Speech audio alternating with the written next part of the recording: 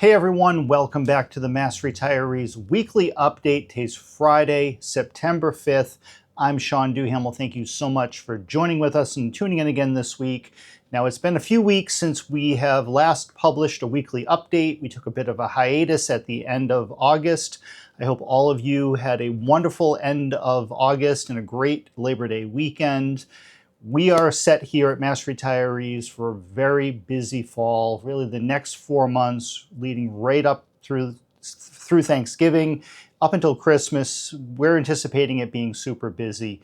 This week, I want to kind of lay out for you what we're anticipating happening over the coming months that would directly or will directly impact you as a public retiree. Now, starting right with our association meetings. A week from today, on Friday, September 12th, we will be holding our annual meeting. This year we have changed the location. Hopefully all of you know by now that we have heard from a number of members over several years actually, asking us if we could look into rotating around the location of the annual meeting. Years ago, we used to have it up on the North Shore. That location closed. Then we were down in Randolph at Lantana and Lombardo. Those locations closed. Most recently, we were down in Mansfield. And members felt it was difficult getting through Boston or coming from a couple hours away to get to the various meetings. So we've heard you, and we've decided to rotate the locations around, starting with this year's meeting. Next Friday, we will be down at White's of Westport, which historically always took place in late November, right before Thanksgiving. We're going to do it in September this year. It has always been one of our highest turnout meetings, so we are really anticipating and excited. Hopefully, we're going to get a great crowd. We have a lot to celebrate this year. The passage of the Social Security Fairness Act, let's just start with that. Most of our members have now received your money. You're getting not only the retroactive monies that you were owed, but your new monthly amount. And I know that some members are still in that process to varying degrees, and we'll report more on that issue in the coming weeks. But it is going to be very much a celebratory atmosphere at our annual meeting. We're also going to update you on everything that's happening with the Special COLA Commission, our legislative package, healthcare, of course. We'll be on hand both before and after the meeting to answer any personal questions that you may have. Then, of course, at the end of the meeting, we'll have our traditional Q&A session, as well as the drawing of door prizes for those of you who are in attendance at the end of the meeting. In addition to next Friday's meeting, which, by the way, kicks off at 11 a.m., we're also holding 4 additional area meetings throughout the end of the year, and a Tele-Town Hall meeting, a virtual meeting in November that will focus on the work of the COLA Commission. And hopefully by then we'll actually have the Commission's findings and a report and recommendations to talk about.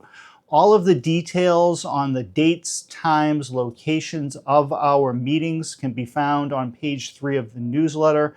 Page 3 is always our events page, so please look to that page for full information. All of our meetings are open to all Mass Retirees members. So if you're not a member of Mass Retirees and you'd like to attend, you can. You just need to join our association. The links to do so can be found on our social media pages, within the email blast if you're watching this through the email, and of course on massretirees.com, our website. Now, in addition to our area meetings, the next big thing we're focused on, of course, and this really should go without saying at this point, is healthcare. In addition to our regular ongoing day-to-day work, and the work that particularly Nancy McGovern does on a daily basis of working with our local PEC members and Blue Cross and Blue Shield and others, we're also very much engaged with the Group Insurance Commission. But there's also 2 big healthcare conferences or summits coming up this fall that Mass Retirees will either attend or play a direct role in. First, in the middle of October, Blue Cross and Blue Shield will once again host the annual Municipal Health Insurance Summit. This is the third year running that Blue Cross has taken the initiative to host the summit. The summit is specifically focused on the issues that are relevant to municipal health insurance plans. Blue Cross is not a vendor under the GIC, but at the local level, the majority of cities and towns across the Commonwealth and the majority of our members, as well as active employees, are enrolled in a Blue Cross plan at the local level. We work very, very closely with Blue Cross through the Labor Advisory Committee, through the summits. Again, this is the third year running, and we're very appreciative of the support and the help and the dedication of the team at Blue Cross and Blue Shield when it comes to providing great services and benefits to our members. Now, Nancy and I will be playing a direct role in the summit once again. We're both presenting and taking part in it directly. If you are a retiree or an active employee who's directly involved at the local level, either serving on a public employee committee or on the insurance advisory committee in your city or town that you're retired from, and if you're interested in attending the summit, reach out to Nancy, let her know. The summit is not open to everybody. You have to be directly involved in your local health insurance bargaining process and plans and so forth to be included at the summit. Now, in November, Nancy and I are attending once again the national annual conference of the Public Sector Healthcare Roundtable. The roundtable is comprised of most of the public sector healthcare plans from all across the country. From here in Massachusetts all the way out through California, I believe, Alaska and Hawaii, believe it or not, are also members of the roundtable. And the annual conference provides a fantastic opportunity to get not only the health plan officials together and the insurance plan representatives together, but also organizations like Mass Retirees, like the Texas Retired Teachers Association, to provide our point of view and lend a voice on behalf of our members as to how these decisions and the plan design and co-payments, deductibles, premiums, everything that goes into putting together these benefit packages for you, how these decisions ultimately impact all of you. Now, with the growing concern, not only here in Massachusetts, but all around the country with healthcare costs and the ability of particularly retirees to afford these benefits, these types of forums and conferences are even more important than they've ever been before. And the Roundtable Conference, I think, is one of the best out there. And we're really looking forward to attending again and participating and hopefully learning quite a bit that we can bring back here to Massachusetts to really put to work on your behalf. Now, here at home, at the same time, we are heavily focused on the ongoing work of the Special Commission, the Special COLA Commission.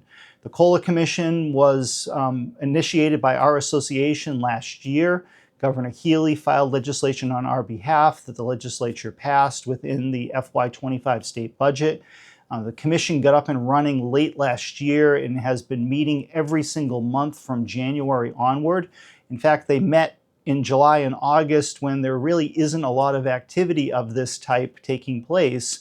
The commission was still meeting, and the folks at PERAC who are doing all of the behind-the-scenes actuarial work on these different proposals were also hard at work. The commission is planning several meetings this month and into October to finalize the report and recommendations, and it's anticipated that by the end of October, we're hoping to see a report from the commission and recommendations that would then have to be enacted by the legislature and signed into law by Governor Healy prior to taking effect. Now, the commission is really focused on two major points with COLA benefits. And the whole idea behind the commission was to bring together retirement experts to figure out affordable ways to improve COLA benefits. And that starts with the state and teacher COLA base, which has been stuck at $13,000 since 2012. Now, unlike the local COLA, which is subject to the approval of the retirement board, the local retirement board and the local legislative body working in conjunction at the state level for the state retirement system and the teachers' retirement system. The COLA base is approved by state law by the legislature and the governor. So it's a different process, and that's why the commission is specifically focused on the state and teacher COLA. Again, at the local level, it is subject to local approval. And as you hopefully read in the most recent newsletter, the October Voice, of the 102 local systems, the COLA base ranges from a low of $12,000 all the way up to a high of $30,000. And that's because of the work at the local level of local retirement board members and local officials and retirees advocating that the success of our local retirement systems is being shared with the members of the system, which of course are all of you.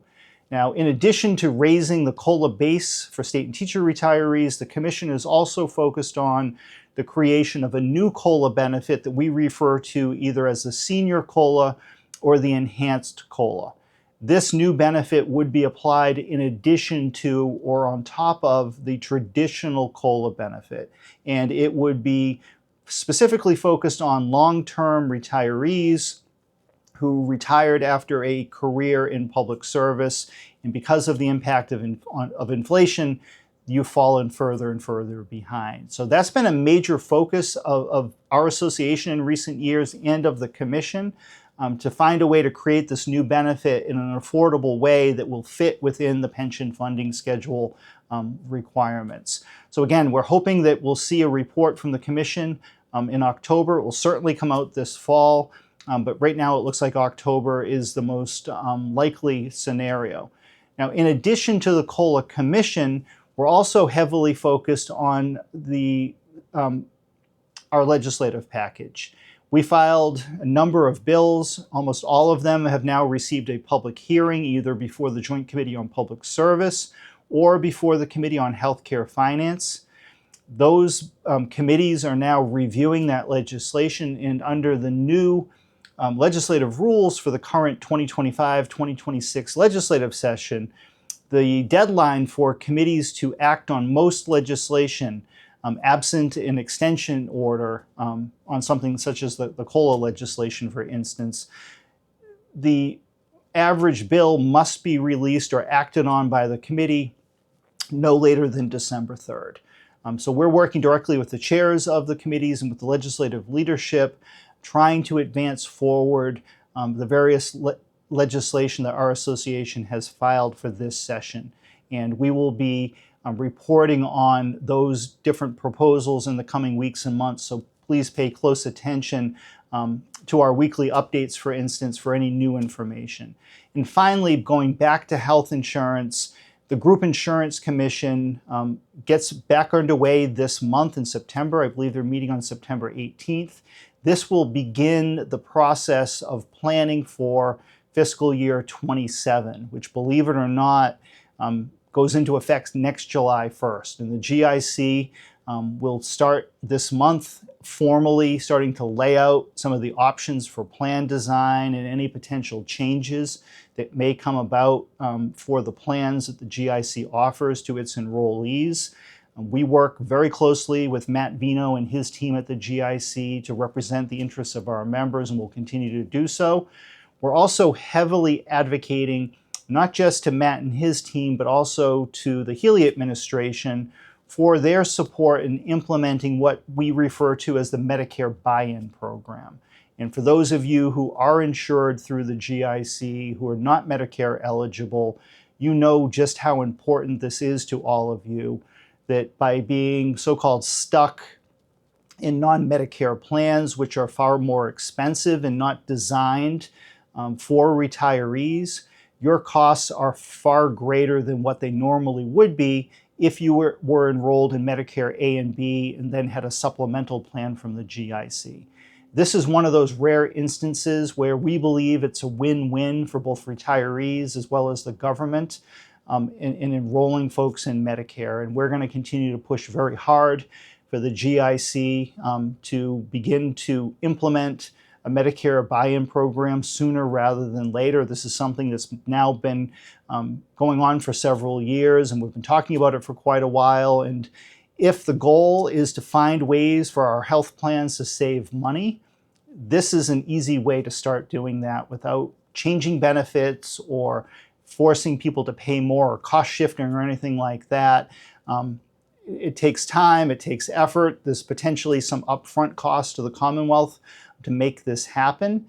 And these are some of the things that need to be ironed out, and why the active support of the Healy administration to prioritize this is important. And we'll be working very closely with everyone involved, and we'll report back to you hopefully sooner rather than later, as soon as there's more information available. But in closing, if you are in and around the South Coast area and you're a member of Mass Retirees next Friday on the 12th, please come on by and say hello again. We're hoping for a great crowd down in Westport. We are excited for everything going on this fall. We have a lot of work in front of us, but we have making some progress on quite a few things. And my hope is that we can end this year on just as strong footing as it began when President Biden signed the Social Security Fairness Act into law on January 5th. So with that, I'm going to sign off for today. Thank you again for tuning in, and we will be back to you again next week with a fresh update. Take care, everybody. Bye-bye.